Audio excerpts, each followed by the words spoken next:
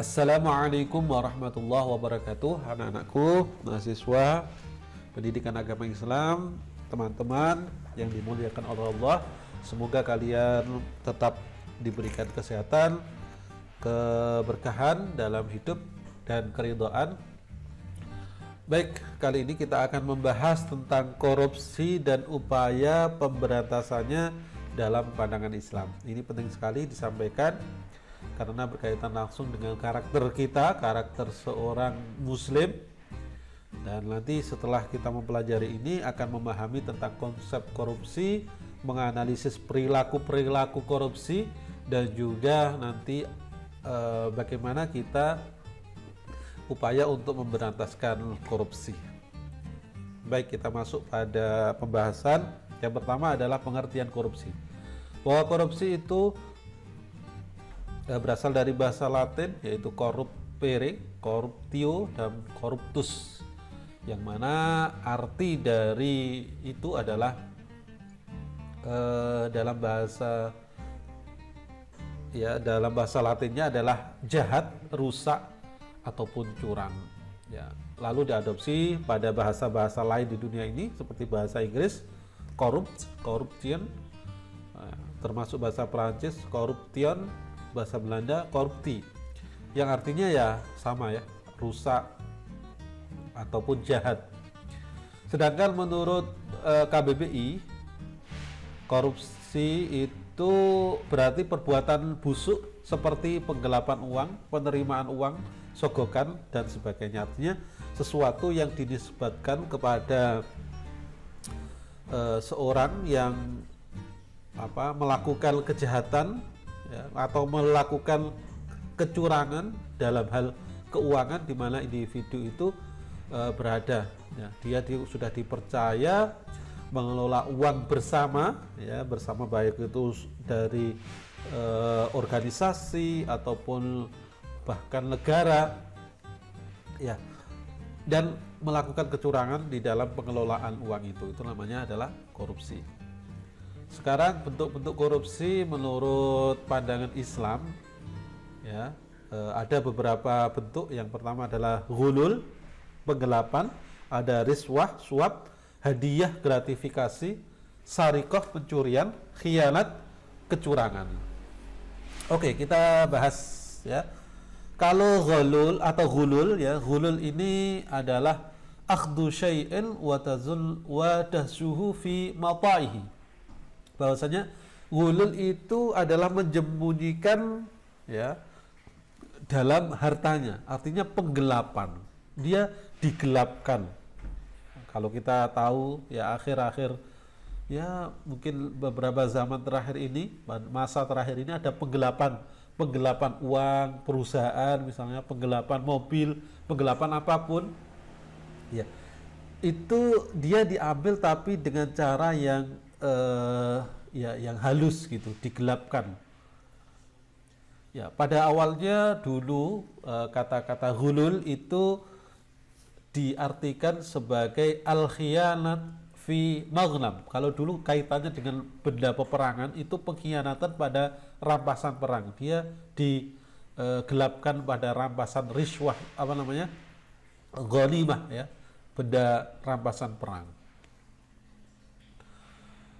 Larangan penggelapan ini tertera dalam surat Ali Imran, wa ma kana linabiyyin ayyaghulla, tidak mungkin seorang nabi itu berkhianat. Wa may yaghlul ya'ti bima ghalla yaumal qiyamah. Ya, kali itu berkaitan dengan benda peperangan, ya, atau barang-barang rampasan perangan. Barang siapa yang berkhianat, wa may yaghlul ya'ti bima ghalla yaumal qiyamah. Barang siapa berkhianat dalam urusan perang itu, maka pada hari kiamat ia akan datang membawa apa yang dikhianatinya itu. Ya, summa tuwaffa kullu nafsin ma kasabat wa hum la yuzlamun. Kemudian tiap-tiap diri akan diberi pembalasan tentang apa yang ia kerjakan dengan setimpal, sedangkan mereka tidak dianiaya. Baik, itu penggelapan, ya. Kalau di hukum Indonesia memang kita sering mendengar kata penggelapan itu. Riswah, ya riswah itu juga sering kita dengar, bahkan itu sudah masuk dalam KBBI ya, riswah. Suap artinya suap, menyuap atau menyogok. Orang yang menyuap disebut ar-rashi, orang yang menyuap ya itu disebut ar-rashi ya. Sedangkan orang yang mengambil ya, sedangkan orang yang mengambil hartanya atau menerima itu disebut al-murtashi. Jadi orang yang menyuap itu disebut rashi, orang yang disuap itu disebut al-murtashi. Ya, orang yang menjadi perantara, penerima dengan menambahi di situ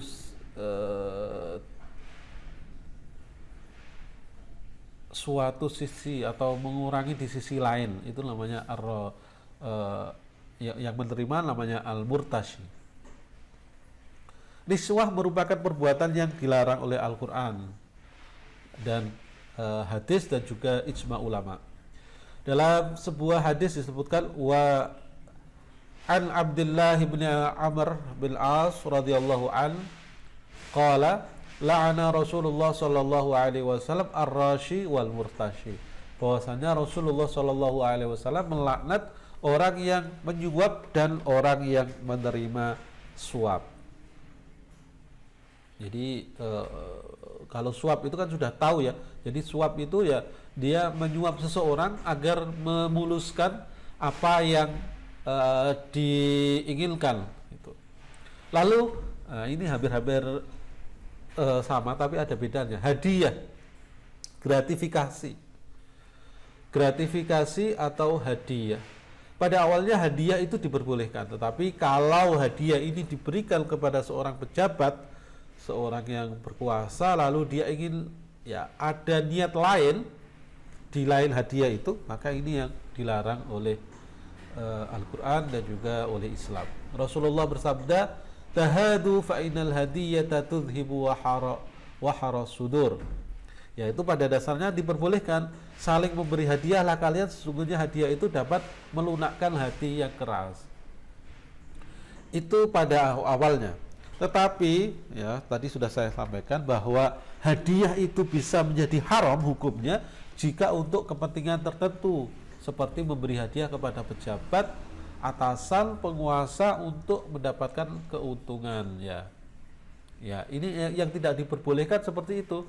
Dia memberikan hadiah, gratifikasi, ya biasanya itu kue lebaran atau apa kepada atau bukan kue lah, yang lebih tinggi lagi lah, misalnya sesuatu yang diberikan kepada atasan dia, tetapi dia ingin pada hakikatnya adalah dia menginginkan sesuatu atau ada niat lain ya untuk mendapatkan keuntungan. Hadiah bagi para pekerja adalah ghulul, korupsi. Pemberian hadiah kepada pejabat atau atasan merupakan salah satu bentuk korupsi yang banyak dilakukan di Indonesia. Yang ketiga adalah yang keempat ya, sarikoh, pencurian. Ya, ini sudah sering kita dengar, as-sariqu was-sariqatu faqta'u aydiyahuma, seperti itu ya. Ketika ada orang yang mencuri, baik itu laki-laki atau perempuan, maka potonglah tangannya. Nah, itu nanti itu berkaitan dengan berapa batas kita ataupun orang itu dipotong tangan menurut Islam, seperti itu. Itu sarikoh atau pencurian.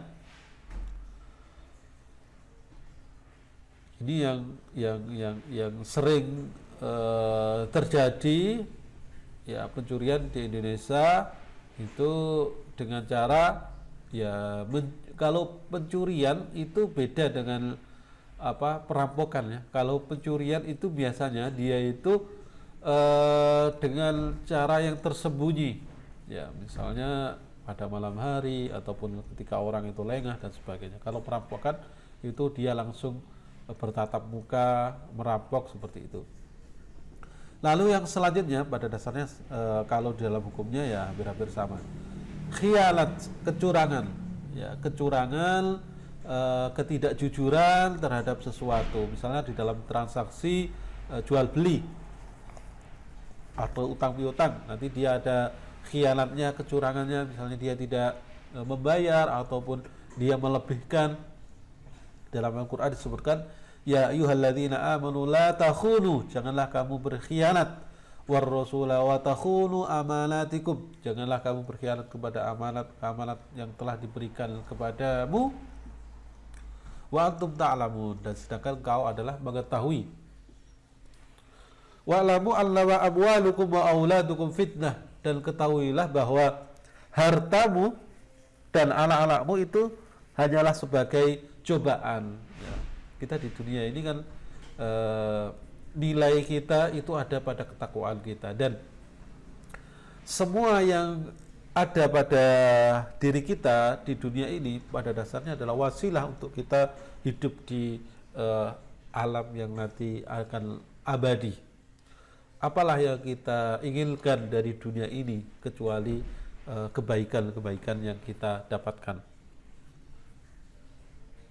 Untuk kecurangan, jangan sampai kita melakukan beberapa upaya di atas ini, ghulul, penggelapan, riswah, suap, hadiah, memberikan gratifikasi yang untuk kepentingan tertentu, sarikah, ya, mencuri, khianat, melakukan kecurangan.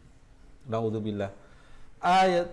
Ayatul munafiqi thalath, wa in sama wa shalla wa za'ama annahu muslim. Tanda-tanda orang munafik, ya, itu ada 3. Sekalipun dia puasa, sholat, dan mengaku dia muslim.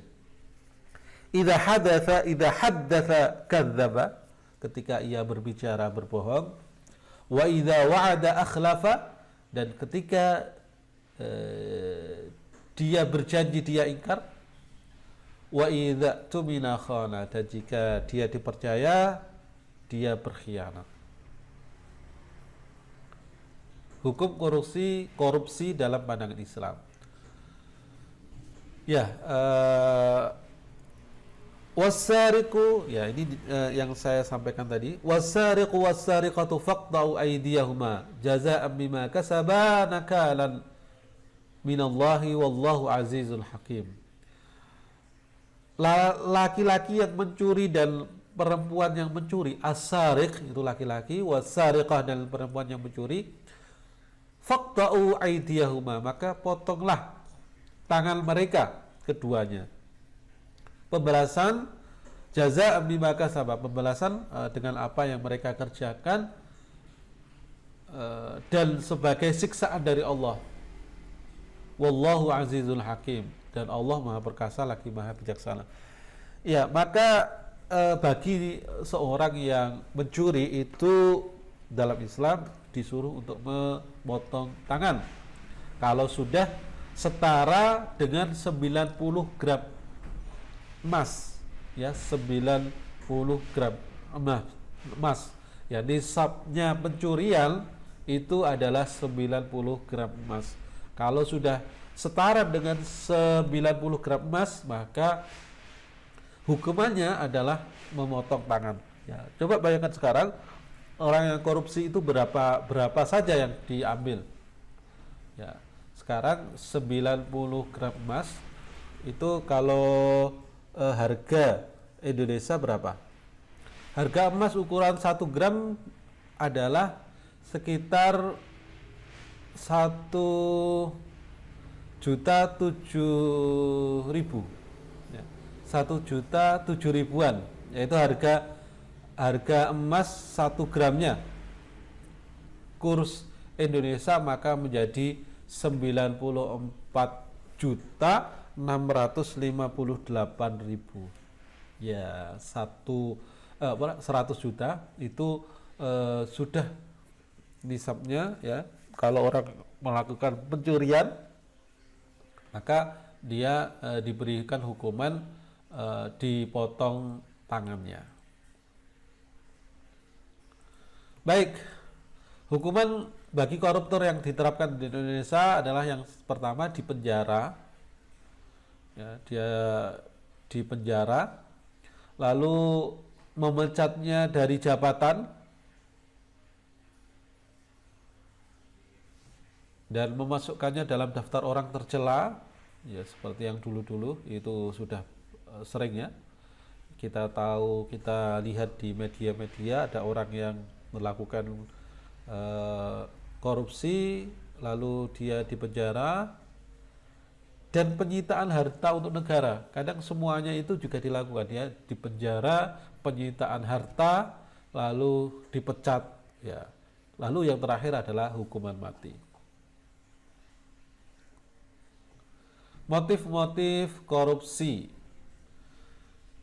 Ya, itu ada motif internal. Yang pertama adalah sikap terlalu mencintai harta.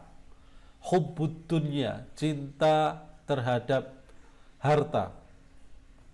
Dalam sebuah hadis disebutkan, masakana hubbud dunya qalba abdin.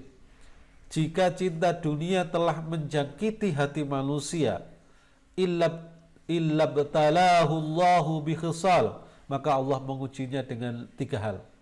Yang pertama, bi amalin la yablugh muntahahu. Dia akan dicoba dengan angan-angan yang tidak pernah tercapai. Dia mempunyai impian-impian yang tidak pernah tercapai akhirnya ya. Wa faqrin lam la yutrak ghinahu. Kefakiran yang tidak pernah tercukupi. Dia selalu saja merasa fakir, tidak pernah tercukupi kebutuhannya. Wa syughlin la yalfaku alahu. Dan kesibukan yang selalu melelahkannya. Dia selalu sibuk tapi dalam hatinya tidak pernah merasa bahagia. Yaitu terlalu mencintai dunia. Dia yang diharapkan, yang diinginkan, yang dicari hanyalah dunia. Tidak mencari keridhaan Allah. Bahkan mereka setiap harinya mencari dunia saja, kosong dengan kehidupan, bahwa dia tahu nantinya kehidupan ini adalah, atau kehidupan dunia ini adalah kehidupan yang sementara. Sikap tamak dan serakah. Ya, ini serakah, harta yang dimilikinya itu masih saja kurang. Laukana libni Adam wadin min mal, seandainya ada anak manusia, anak Adam itu mempunyai 1 lembah harta, labtagha thaniyan, maka dia akan mencari yang keduanya. Walau kana lahu wadiyan labtagha lahuma thalithan. Kalau dia sudah mempunyai 2, maka dia ingin yang ketiganya, dan begitu seterusnya. Wala yamla'ul jawf ibnu Adam illa turab, dan tidaklah dapat memenuhi perut anak Adam kecuali tanah atau kematian. Dia tidak pernah merasa tidak pernah merasa puas, ya, tidak pernah merasa bahwa dirinya itu tercukupi, kecuali tanahlah yang bisa memberhentikannya. Ya, kalau dia sudah meninggal itu baru sudah berhenti dalam mencari dunia ini. Sikap hidup konsumtif dan hedonis. Ya, konsumtif yang berlebih-lebihan ya. Dalam mengkonsumsi sesuatu, dia sebenarnya ini sudah bisa, misalnya saja ya, misalnya dia punya mobil yang sudah bisa lah, seandainya itu dipergunakan sehari-hari, tapi dia pengen yang lebih lagi, yaitu budaya konsumtif yang berlebih-lebihan.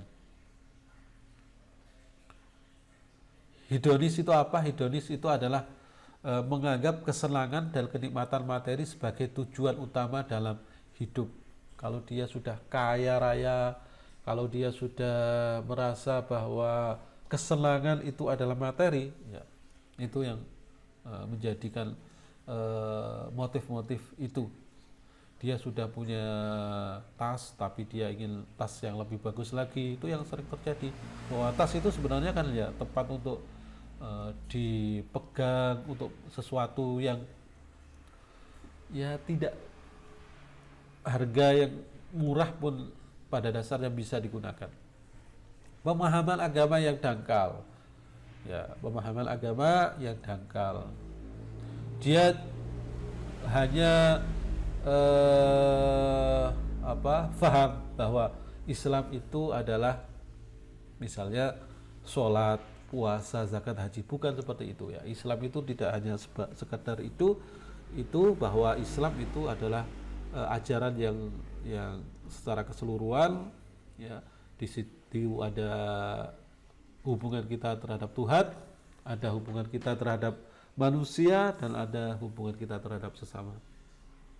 Itu dalam upaya ataupun motif korupsi dilihat dari internal dan eksternal. Yang eksternalnya adalah adanya kesempatan. Ya, mungkin dia bekerja pada suatu tempat yang tidak bisa, ya, dia untuk menghindari itu. Adanya kesempatan dan sistem yang rapuh. Faktor budaya, ya, budaya ini mungkin yang perlu dihilangkan, bahwa budaya korupsi, budaya itu harus dihapus sejak awal, sejak dini. Mungkin dipaksa untuk korupsi dan sebagainya, yang mana itu nanti akan menjadi budaya kita. Baik, selanjutnya adalah faktor kebiasaan dan kebersamaan. Ya, ini faktor bahwa sangat banyak pejabat, ya, kepala daerah atau wakil rakyat yang diadili di pengadilan karena melakukan korupsi secara berjamaah, secara bersama-sama.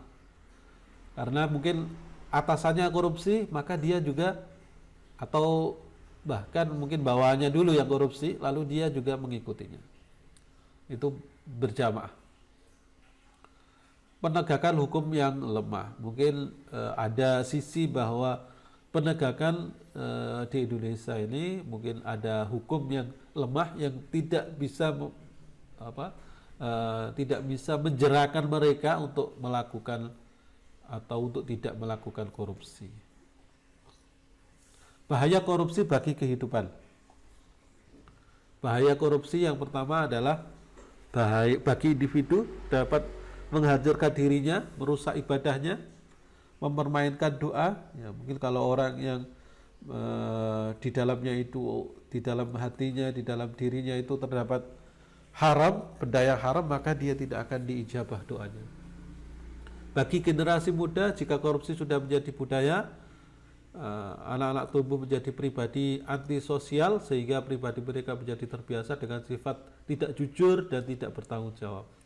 Bagi masyarakat, setiap individu dalam masyarakat akan mementingkan dirinya sendiri, egois, ya. Dia maunya kaya sendiri, tidak ada kerjasama dan persaudaraan yang tulus. Ya, itu diantara bahayanya melakukan korupsi. Bagi sistem politik, masyarakat tidak akan percaya lagi terhadap perpolitik atau misalnya politik, ya, perpolitikan itu misalnya tidak akan percaya lagi terhadap partai itu, ya, itu bahaya sekali, ya. Bagi birokrasi, kualitas layanan menjadi jelek karena mungkin ada sesuatu yang disunat, itu dana-dana apa yang disunat, lah itu jadi nantinya akan tidak berjalan dengan baik. Bagi perekonomian, berkurangnya investasi modal dalam negeri maupun luar negeri. Upaya menumbuhkan budaya anti korupsi sekarang adalah upaya bagaimana korupsi itu bisa diberantas. Budaya anti mencontek, ya, ini dilakukan sejak dini, ya. Plagiasi dan titip absen, jujur, proses untuk membiasakan diri untuk melakukan kejujuran, ya. Dan selanjutnya adalah proses teladan. Di dalam sebuah hadis disebutkan, Inna sidqa yahdi ilal bir. Sesungguhnya jujur itu membawa kepada kebaikan. Wa innal birra yahdi ilal jannah, dan kebaikan akan menunjukkan pada surga. Wa innar rajul la yasduqu hatta yakuna siddiqan. Bahwasannya seorang senantiasa berperilaku jujur sehingga ia layak disebut orang yang jujur. Wa innal kadhiba yahdi ilal fujur. Sementara kedustaan itu akan membawanya kepada keburukan. Wa innal fujura yahdi ilal nar. Dan keburukan akan mengantarkannya kepada api neraka. Wa innar rajul la yakdzibu hatta yuktab indallahi kadzaban.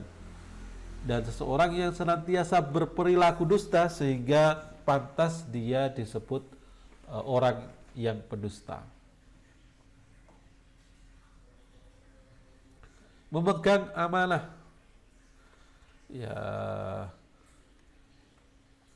bahwa amanah manusia terhadap Tuhan yang pertama, ya, antara manusia dengan Tuhan, manusia kepada orang lain, amanah manusia terhadap dirinya sendiri. Ya, kita hendaknya selalu memegang amanah itu, amanah yang telah dipercayakan bahwa kita sebagai seseorang itu memiliki amanah terhadap Tuhan.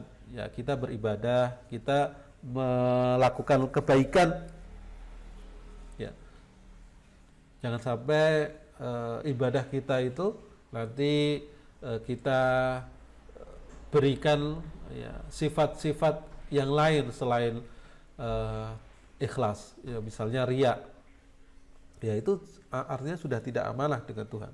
Yang kedua adalah manusia kepada orang lain. Ini yang kelihatan karena kita hubungannya dengan manusia, bagaimana kita memegang amanah yang telah diberikan oleh orang lain itu pada diri kita. Kalau kita sebagai pemimpin, artinya kita memimpin orang banyak dan kita diberikan amanah itu untuk menjadi pemimpin. Manusia terhadap dirinya sendiri, bagaimana kita amanah terhadap diri kita, minimal kita tidak memberikan pada diri kita benda-benda haram di dalam diri kita. Baik, hal ini menandakan bahwa manusia harus lebih mengutamakan kewajibannya daripada menuntut haknya. Terima kasih pada teman-teman, pada anak-anak yang telah mengikuti sejak awal.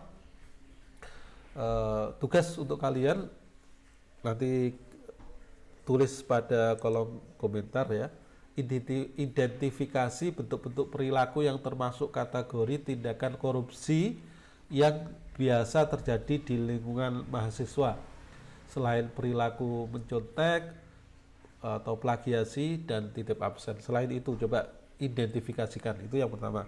Yang kedua, buatlah analisis perbandingan antara hukum yang diterapkan di Indonesia dan hukum yang berlaku dalam Islam, ya, bagi pelaku tindak korupsi. Coba bagaimana Islam memandang hukum berkaitan dengan korupsi ini dan bagaimana Indonesia memandang. Coba dikorelasikan. Menurut kalian itu bagaimana? Dan apakah sudah sesuai ataupun bahkan mungkin ada celah-celah yang lain? Terima kasih. Semoga bermanfaat. Assalamualaikum warahmatullahi wabarakatuh.